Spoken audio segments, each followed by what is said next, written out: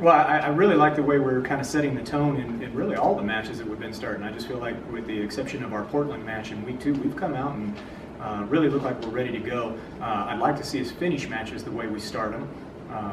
But I think that's a good Murray State team. I think if you check their record at the end of the year, they're going to have 20 wins and be competing for their conference championship. So it was good for us to match up against a team like that. Sure thing, and especially the third set, a little bit more work there. You knew that was going to be a good team. Talk about that third set a bit. Well, I think that as we went along, they just started to get a little more comfortable. I think that we're a pretty physical team, and I think sometimes we catch a few teams off guard. I don't know if they're expecting that when they start. But after a while, you kind of get comfortable and settle in and get a feel for where our block's at. And I thought they did some nice things of adjusting and trying to get hitters on certain blockers for us.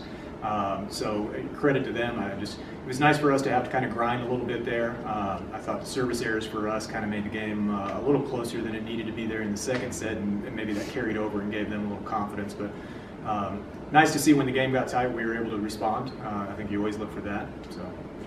Blocking wise, a big weekend, all weekend for you. Yeah, and we knew that blocking was a strength of ours, but I actually feel like we just continue to get better. You know, Reed's a physical kid, but I think she's finally beginning to kind of get the nuances of blocking. There's a lot of timing and a lot of little things that go into it, a lot more than just running over there and throwing your hands up. And I think she's really beginning to figure that out, and you see that in her blocking numbers. And then I think the other kids just do a nice job of seeing things and setting their block, and yeah, it's definitely becoming a strength of ours.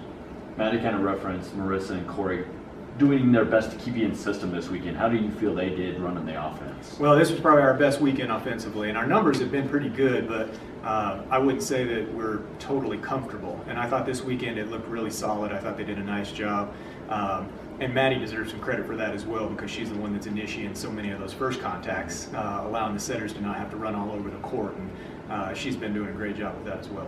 A little redemption, a little atonement for last weekend's kind of frustration, disappointment a little bit? Yeah. I mean, it was nice to get home. It was nice to be exposed. And I think we got exposed to a few things last week that we perceived as weaknesses, but we had a nice week in the gym, and we were able to work on some of those.